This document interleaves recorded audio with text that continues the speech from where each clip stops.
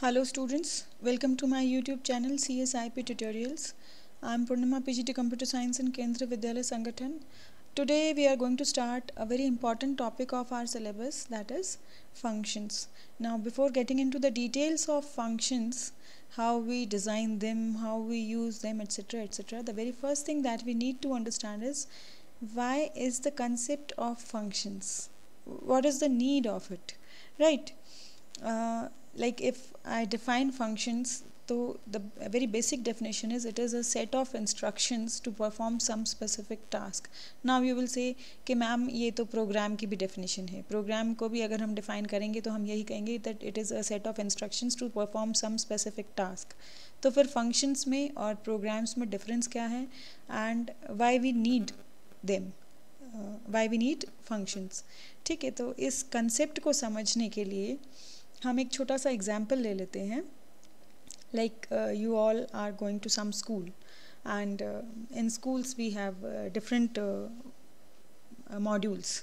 You can see like I have a student profile module जिसमें मैं अपने school के हर स्टूडेंट का पूरा प्रोफाइल मेंटेन कर रही हूँ. Like what is his admission number, what is his roll number, class, parents details, contact details, etcetera etcetera, वो सब आपका स्टूडेंट प्रोफाइल में आ गया. ठीक है. Then I have academics module जिसमें मैं उसका पूरा अकेडमिक रिकॉर्ड रख रही हूँ हर बच्चे का. I have library, I have transport, I have inventory, I have blah blah blah blah, there are so many things. ठीक है.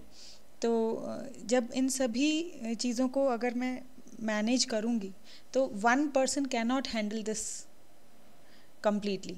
ठीक है. अगर लाइक जो स्कूल की होल सोल रिस्पॉन्सिबिलिटी होती है वो प्रिंसिपल की होती है, लेकिन अगर प्रिंसिपल को ये बोला जाए कि you only are the person who will look after everything, तो it sounds just next to impossible.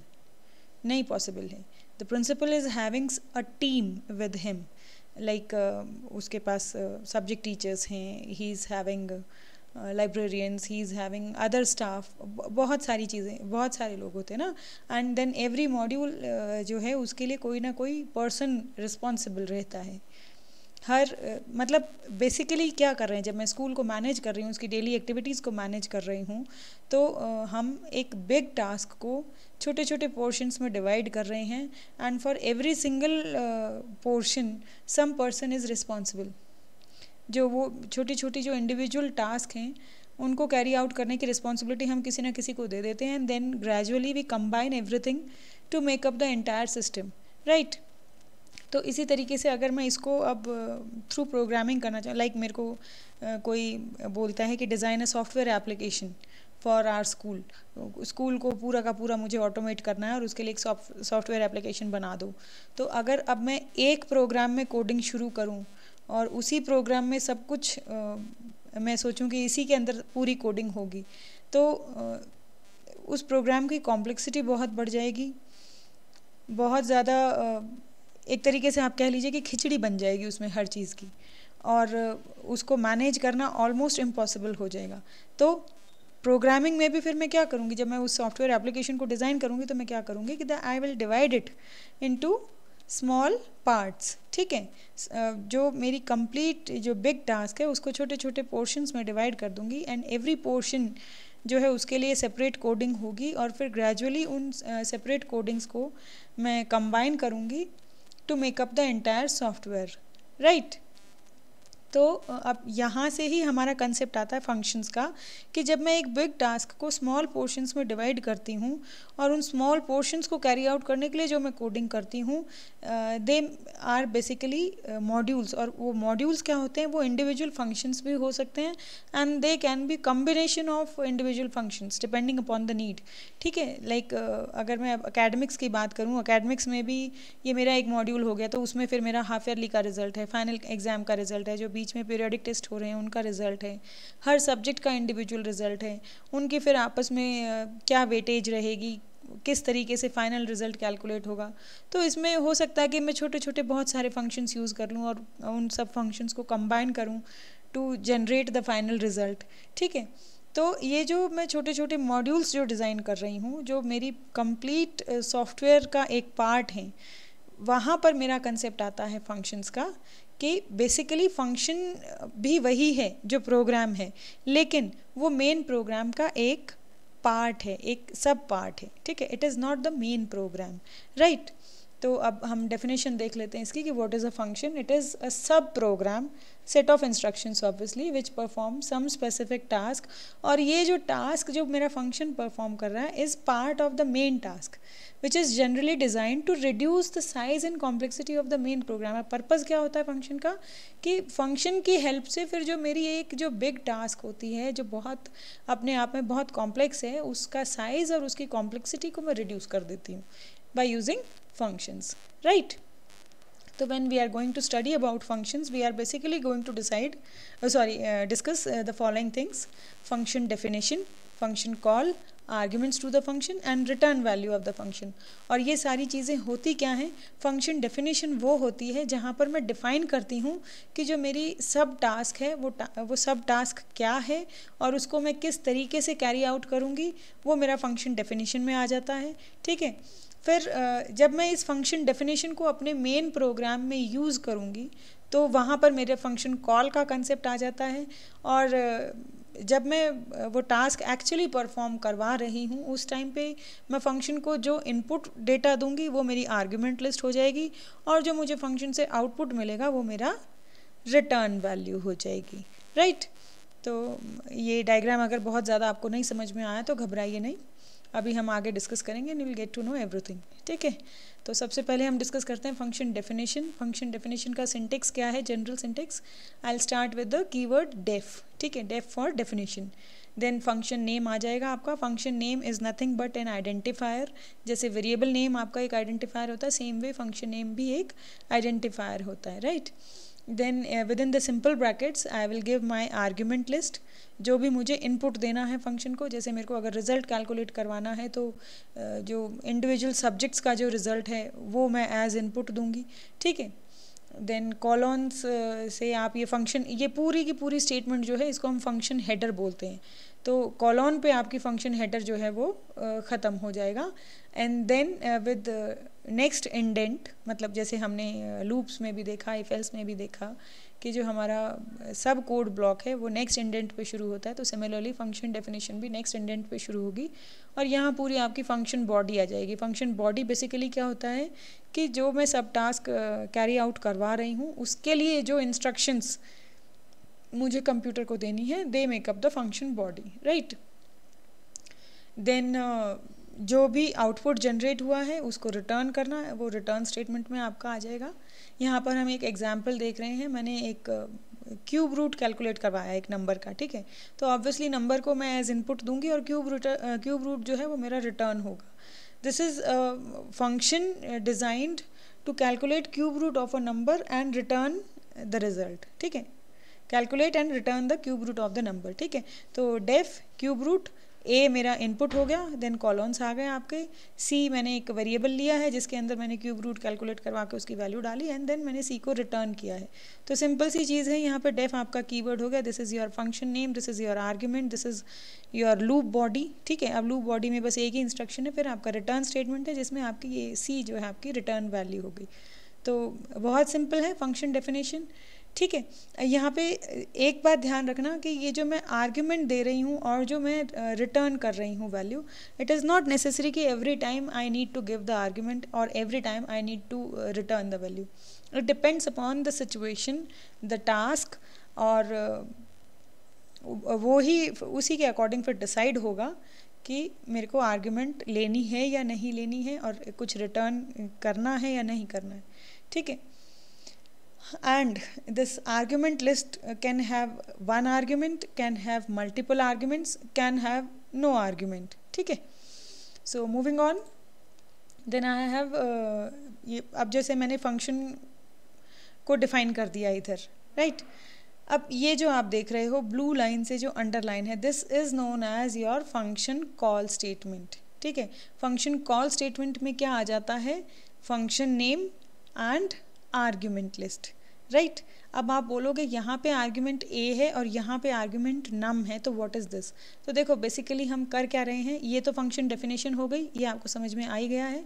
Then अब यहाँ से ये मेरा मेन प्रोग्राम स्टार्ट हो रहा है, मेन कोड ब्लॉक स्टार्ट हो रहा है, और उसमें मैं क्या कर रही हूँ, एक मैंने वेरिएबल लिया है, उसकी वैल्यू इनपुट करवाई है, इंटीजर वैल्यू इनपुट करवा रही हूँ, फिर मैं उसका क्यूब रूट कैलकुलेट करवा रही हूँ, और जो क्यूब रूट कैलकुलेट हुआ उसका जो मेरे को जो रिज़ल्ट मिला, आउटपुट मिला, उसको मैं असाइन कर रही हूँ एक वेरिएबल में सी नम में, और फिर मैं उस सी नम की वैल्यू को प्रिंट करवा रही हूँ, that cube root of num is c num, right. तो अब ये जो है function name and argument list within brackets, इसको हम बोलते हैं फंक्शन कॉल स्टेटमेंट। और ये जो नम है, this is the actual data जिस पे मेरा ऑपरेशन परफॉर्म होगा। इन रियलिटी मैं नम का जो क्यूब रूट कैलकुलेट कर रही हूँ, ए तो मैंने एक फॉर्मल नेम ले लिया है जो नम को रिप्लेस कर रहा है इन फंक्शन डेफिनेशन, ठीक है। जो एक्चुअल डेटा है जिस पे ऑपरेशन परफॉर्म हो रहा है is num, and that is why it is called as actual argument, right. और जब ये मेरा फंक्शन डेफिनेशन पे जाएगा तो ये नम की वैल्यू जो है वो ए बन जाएगी यहाँ पे, मतलब num will be referred as a here, ठीक है। ए के अंदर कॉपी हो जाएगी इसकी वैल्यू, या आप यूँ कह लीजिए कि a will be initialized with the value of num, right. और फिर ए पे सारा रिजल्ट कैलकुलेट हुआ और मैंने उसको रिटर्न किया। So this is known as your formal argument, ठीक है। एक्चुअल आर्ग्यूमेंट, फॉर्मल आर्ग्यूमेंट, ये आपको समझ में आया होगा। सो देन फंक्शन कॉल जब हम करते हैं तो बेसिकली होता क्या है बिहाइंड द सीन, मतलब कंट्रोल किस तरीके से मूव करता है जब मैं किसी फंक्शन को कॉल करती हूँ, that is your function call mechanism. और उसमें आपका क्या होता है कि जैसे मैंने यहाँ पे फंक्शन कॉल किया, तो जैसे ही फंक्शन कॉल स्टेटमेंट एग्जीक्यूट होती है, what the control will do, it will save the instruction of save the address of next instruction to be executed। देखो सबसे पहले ये इंस्ट्रक्शन एग्जीक्यूट हुई, देन आपका फंक्शन कॉल हुआ, और फंक्शन कॉल होने के बाद जो नेक्स्ट इंस्ट्रक्शन एग्जीक्यूट होनी थी वॉज कि सी नम को वो रिजल्ट असाइन करवाना था मुझे जो फंक्शन कॉल से मुझे मिला, राइट। तो इस इंस्ट्रक्शन का जो मेमोरी एड्रेस होगा, अब ये मेमोरी एड्रेस कौन सा है, तो थोड़ा सा रिकॉल कर लेते हैं कि जब आप प्रोग्राम को एग्जीक्यूट करते हैं, it occupies space in your RAM, right. और रैम के अंदर जब वो स्पेस ऑक्यूपाई कर रहा है तो obviously every instruction is having some memory address, तो वो उस मेमोरी एड्रेस की वैल्यू को सेव करेगा जिस इंस्ट्रक्शन को फंक्शन कॉल स्टेटमेंट एग्जीक्यूट करने के बाद उसे एग्जीक्यूट करना है, राइट। तो यहाँ पर ये इस वाले इंस्ट्रक्शन का एड्रेस सेव कर दिया जाएगा, and the control will jump to function definition along with argument list if any, then it will execute the function definition, और जैसे ही रिटर्न स्टेटमेंट मिलेगी it will jump back to the memory address जिसको उसने save किया था। और कौन सा मेमोरी एड्रेस सेव किया था उसने, उस इंस्ट्रक्शन का मेमोरी एड्रेस सेव किया था जो नेक्स्ट उसे एग्जीक्यूट करनी थी। तो basically it will jump back to the instruction next to function call statement and then will execute rest of the program. So this is how function call is executed, ठीक है। इसको programming के through थोड़ा सा समझ लेते हैं हम। मैंने एक प्रोग्राम ऑलरेडी बना रखा है, यहाँ पे देखिए आई हैव अ प्रोग्राम जहाँ पे मैंने एक फंक्शन डिज़ाइन किया है, कुछ भी ऐसे कोई ख़ास टास्क नहीं है, कोई मेन पर्पज़ नहीं है, पर्पज़ है सिर्फ कि आपको समझ में आ जाए, ठीक है। तो this is your main code block. इस मेन कोड ब्लॉक में मैं सबसे पहले क्या कर रही हूँ, अब यहाँ पर क्योंकि मैं एक डेमो दे रही हूँ तो मैंने सारी ही प्रिंट स्टेटमेंट ही यूज़ किए हैं। मैंने प्रिंट किया this is main code block, then मैंने प्रिंट किया going to call the function, इसके बाद मैंने फंक्शन को कॉल किया है। तो मेरा एग्जीक्यूशन कैसे चलेगा, पहले ये इंस्ट्रक्शन एग्जीक्यूट होगी, ये प्रिंट स्टेटमेंट एग्जीक्यूट हो जाएगी, देन ये प्रिंट स्टेटमेंट एग्जीक्यूट हो जाएगी, ठीक है। ये दोनों मैसेज डिस्प्ले होने के बाद मैंने फंक्शन को कॉल किया है, तो from here I will jump to function definition, but before that the compiler will save the address of this instruction, ठीक है। इसका इस इंस्ट्रक्शन का जो मेमोरी एड्रेस है उसको वो सेव करेगा। अब I can not show this to you practically, ये बैक साइड ही होता है, ठीक है। तो लेकिन ये समझ लीजिए कि यहाँ के बाद जब मैंने फंक्शन कॉल स्टेटमेंट एग्जीक्यूट की तो my control will jump to my function definition. अब फंक्शन डेफिनेशन को सीक्वेंशियल मैनर में एग्जीक्यूट करेंगे तो ये तीनों प्रिंट स्टेटमेंट एग्जीक्यूट हो जाएंगी।